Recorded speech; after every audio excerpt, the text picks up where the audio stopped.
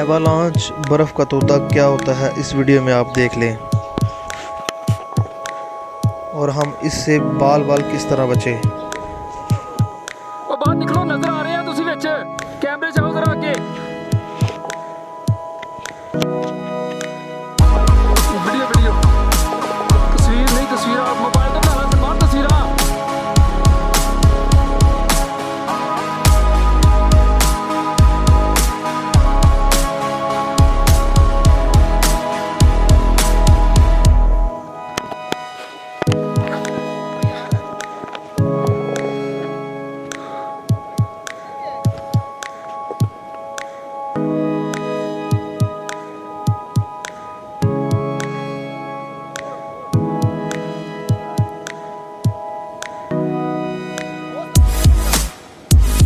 Mobile ले लो, mobile तो बन जानी है सही यार।